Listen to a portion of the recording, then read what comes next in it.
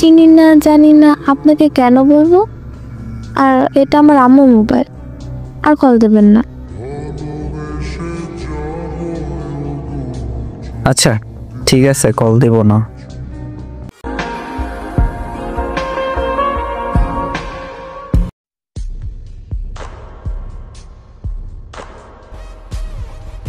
আমাদের গল্পটা শুরু হয় রং নাম্বার থেকে। একটি ছেলে আমার আম্মুর মোবাইলে রং নাম্বারে অ্যাড হয়েছিল, তো সে শুধু বারে বারে কল দিত আর মেসেজ দিত। আমি ছেলেটাকে চিনতাম। সে আরেকদিন আমার আম্মুর মোবাইলে ডিরেক্ট কল দিয়ে ফেলেছে। তো আমি তাকে জিজ্ঞেস করলাম, কি আপনি বারে বারে কল দিচ্ছেন কেন? আমি মানুষ। মানুষ তো সবাই, আমি তো আর আপনাকে গরু ছাগল বলিনি। তো আপনার বাসা কই? চিনি না, জানি না, আপনাকে কেন বলবো? আর এটা আমার আম্মুর মোবাইল, আর কল দেবেন না। আচ্ছা ঠিক আছে, কল দেব না।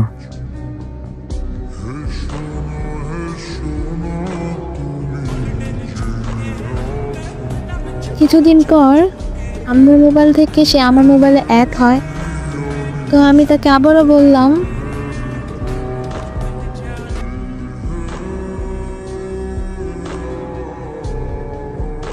আপনি আবারও অ্যাড দিয়েছেন আমাকে? আমি কেন আপনাকে অ্যাড দিব? আপনি অ্যাড ছিলেন আগে থেকে। আচ্ছা, কিছু বলার থাকলে বলেন। আপনার বাসা কোথায়? কুমিল্লায়। আপনার? আমারও কুমিল্লায় বাসা।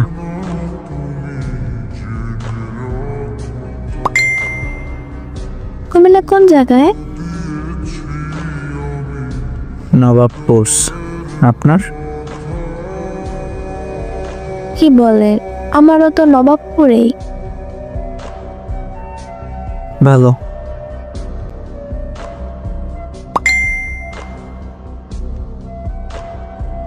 আপনার নাম কি? মেহেজাবিন। আপনার? সিয়াম। আচ্ছা, বাই। ওকে।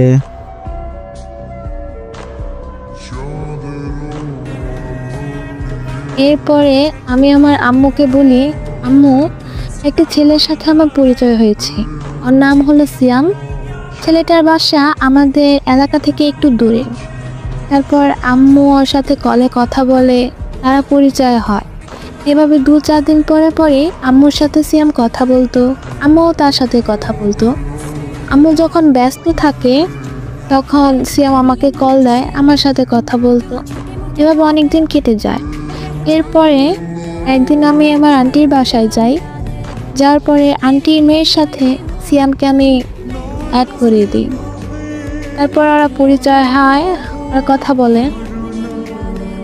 তারপর আন্টির মেয়ের সাথে কথা বলে। আন্টির মেয়ে ক্লাস 7-এ পড়ে। এরপর আন্টির সাথে ওর ভালোই কথা হয়। একটা সময় সম্পর্কটা ওদের অনেকটাই ভালো হয়ে যায়। তারপর মেহেজাবিনের আম্মুকে আর তেমন কল দিত না। তার কিছুদিন পর আন্টির মেয়ের জন্য বিয়ের প্রস্তাব দেয়। পরে আন্টিও রাজি ছিল, কিন্তু এগুলো মেহেজাবিন বা তার ফ্যামিলির কেউই কিছু জানতো না। তারপর মেহেজাবিনকে মেসেজ দেয়, কিন্তু মেহেজাবিন তেমন গুরুত্ব দেয় না।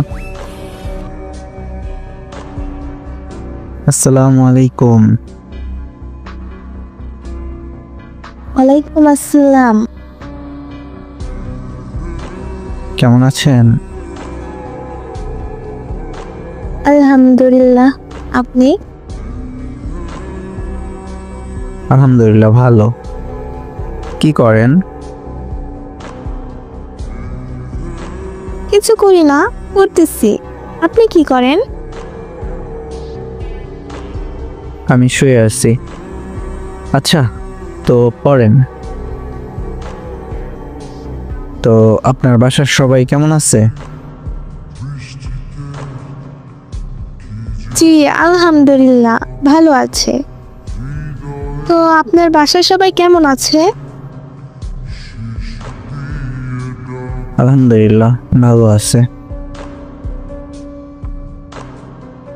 তো আমার আন্টির সাথে কথা হয়েছে? কথা হয়েছে। ও ভালো, আচ্ছা বাই। ওকে।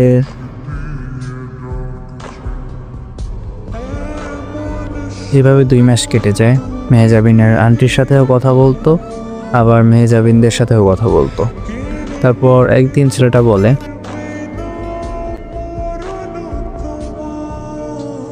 আচ্ছা আপনার একটা পিক দেন তো। সরি, আমি কাউকে পিক দিই না। দিবেন কি না সেইটা বলেন। না। দিবেন না তাই না? হ্যাঁ, আমি কেন আপনাকে পিক দেব? আচ্ছা আমি যদি কোনো ভুল করে থাকি তাহলে আমাকে মাফ করে দিবেন। আমি আর মোবাইল চালাবো না, মোবাইল বিক্রি করে দিব। ভালো থাকবেন। আপনার ফোন কেন বিক্রি করবেন? বুঝলাম না। এমনি। ওই কই আপনি, রিপ্লাই দেন না কেন? কি হলো সিয়াম ভাইয়া, কই আপনি?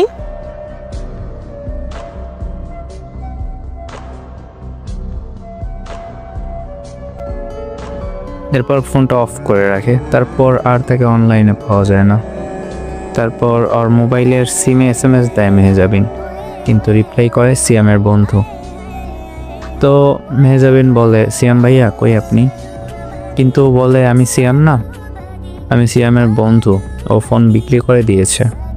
মেহজাবিন বলে, মিথ্যা কথা বলতেছেন। ছেলেটা বলে, না আপনাকে মিথ্যা বলবো কেন, আর এই আইডিতে আর মেসেজ দিবেন না। আর মেহজাবিন বলে, সিমও কি বিক্রি করে দিছে? ছেলেটা বলে হ্যাঁ। তারপর মেহজাবিন বলে, এটা তো আজব বিষয়, একজনের সিম অন্যজনকে দিয়ে দেবে, আমার তো বিশ্বাস হচ্ছে না। আচ্ছা আপনি কি সিএমের কাছে মোবাইলটা দিবেন প্লিজ? তারপর সিএমের বন্ধু বলে, না পারবো না। তারপর একটা কাজ করে মেহজাবিন আন্টিকে ফোন দিয়ে বলে সিএমের বন্ধুকে কল দিয়ে বলতে যে মেহজাবিন ঘুমের ওষুধ খেয়েছে।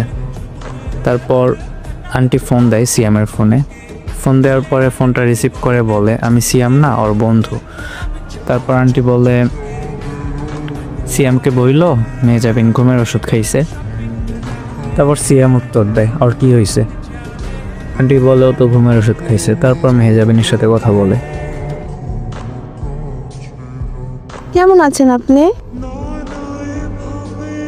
এটা কথা পরে বলেন, আগে বলেন আপনি ঘুমের ওষুধ খাইছেন কেন? এগুলো কি খাওয়া ভালো? তো কি করব? আপনি অফলাইন হয়েছিলেন কেন? এখন কি অবস্থা আপনার? ভালো। আচ্ছা আপনি এখন ঘুমান, আমি এখন যাই, বাই। আচ্ছা বাই।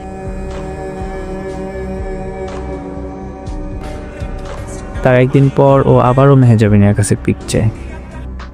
ওই একটা পিক দেন প্লিজ। আমি সেই দিন পিক চাইছি, আপনি দেন নাই, তাই আমি অফলাইন হয়ে গেছি।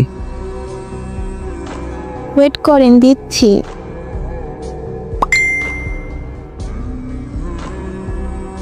আপনি অনেক সুন্দর। আরে না।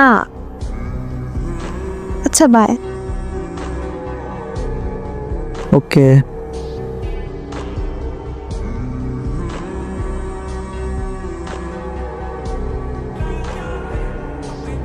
কিছুদিন পর মেহজাবিনকে প্রপোজ দেয় সিয়াম।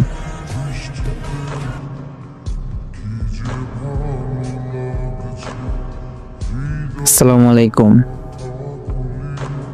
ওয়ালাইকুম আসসালাম। কেমন আছেন? আলহামদুলিল্লাহ, আপনি? আলহামদুলিল্লাহ ভালো। কি করো?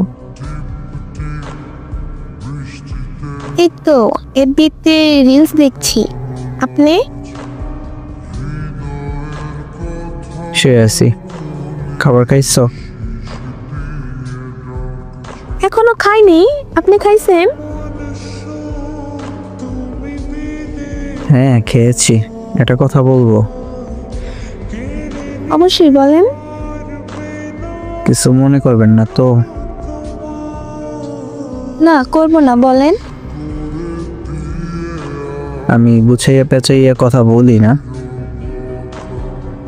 আচ্ছা বলেন, কি বলবেন? আমি আপনাকে ভালোবাসি।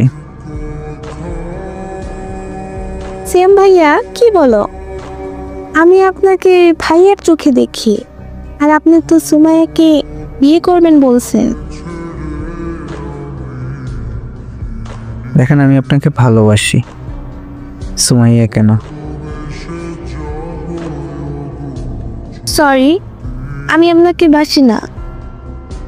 দেখেন, আমার ফ্যামিলিতে এসব পছন্দ না, আর আপনি তো আমার ভাইয়ের মতন। আপনি যদি আমাকে ভালো না বাসেন তাহলে আমি আমার জীবনটা নষ্ট করে ফেলবো। আমি আপনাকে ছাড়া অন্য কাউকে কোনো দিন বিয়ে করব না। আমি নেশা করা শুরু করব। আপনি রাজি না হলে আমার জীবন শেষ করে দেব। দেখেন, এমনটা করেন না। আচ্ছা, আমাকে ভাবার জন্য একদিন সময় দিন। ওকে।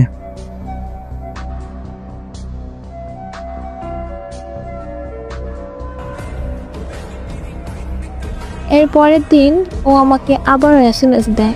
আমি কিছু ভাবতে পারছি না, কি করব। মনে মনে অনেক ভয়ও কাজ করতেছিল যে সিয়াম আমার জন্য না আর নিজের কোনো ক্ষতি করে দেয়। তারপর ওই আমাকে আবার অনেকগুলো মেসেজ দেয়। এরপর আমি ওকে রিপ্লাই দিই।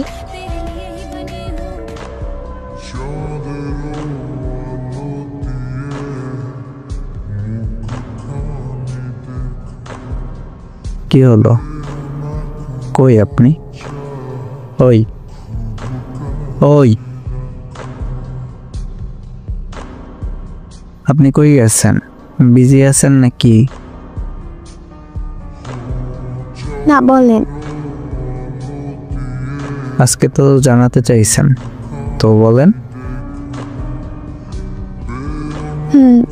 দেখেন, আমি কারো মনে কষ্ট দিতে চাই না। আমার পরিবার আপনাকে মেনে নেবে নাকি জানি না, তাই আমি এইসবের মাঝে নেই। শেষবারের মতো বলতেছি, আমি আপনাকে ভালোবাসি। আর আপনি না বাসলে আমি অফলাইন হয়ে যাব, আর আসবো না আপনাদের মাঝে।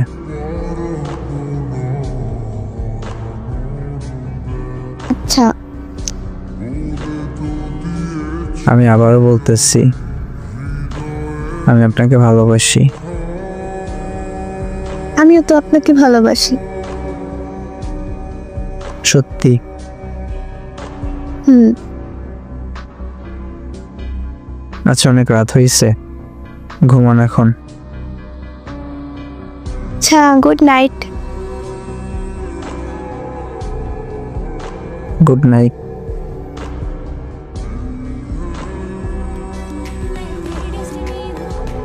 এভাবে 1 মাস 15 দিন চলে যায়। এখন বাসায় থেকে আমার বিয়ের কথা চলতেছে। আমি কিছু ভাবতে পারছিলাম না যে সিয়ামের সাথে এতদিন একটা সম্পর্কের মধ্যে থেকে এখন কি তাহলে আমাদের বিচ্ছেদ হয়ে যাবে। দেন ফ্যামিলির উপরে কি কিছু বলা যায়। তারপরে আমাকে পাঠকের সামনে নিয়ে যায়। নিয়ে যখন আমাকে তারা দেখে, আমি ছেলেকে দেখে অবাক যে ওই ছেলে অন্য আর কেউ নয়, হচ্ছে আমার সিয়াম। আমার ফ্যামিলি ও ওর ফ্যামিলি আমাদের সম্পর্কটা মেনে নেয়।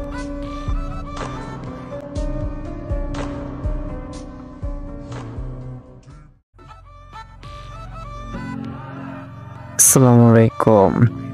এগুলো বন্ডামি, তাছাড়া কিছু না। মানে কি ভণ্ডামি করে লাস্টে পূর্ণতা পায়, আর পোলা ভাই সিরিয়াস প্রেম করে এক নারীতে আসক্ত থাকেও পূর্ণতা পায় না। আর এই যে মেয়েটা গল্পটাতে সেও ছেলেটার প্রতি দুর্বল ছিল, তা না হলে এরকম মেসেজ করে, কথা না বললে নাকি ঘুমের ট্যাবলেট খায় বাবা।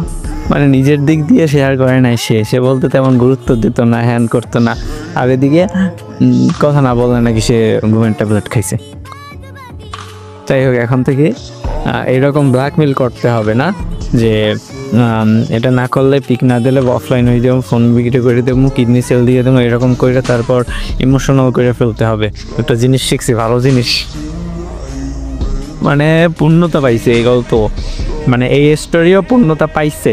তাই জীবনে যারা লয়াল থাকে, এটার ভিতরে তো হয়েছে গিয়া আন্টির মেয়েরও নাকি বিয়ের প্রস্তাব দিয়েছিল, তারপর কি হয়েছে ওগুলো গল্পে দেওয়া নাই। পরবর্তীতে তার সাথেই পূর্ণতা পাইছে বিয়েতে, মানে সারপ্রাইজ দিয়েছে একটা। যাই হোক, আর যারা এক নারীতে আসক্ত থাইকিয়া ঠইকে যায় তাদের বেলায় এ তো এক জায়গায় মানে কি করছে জানি না, নাকি রাজি হয়েছিল তারপর আবার আরে ভালোবাসছে, এই জায়গার প্যাচটাই আমি বুঝি নেই। যাই হোক, পূর্ণতা যেহেতু পাইছে তো দর হইল। আপনাদের কাছে কেমন লাগছে আপনারাও জানাই।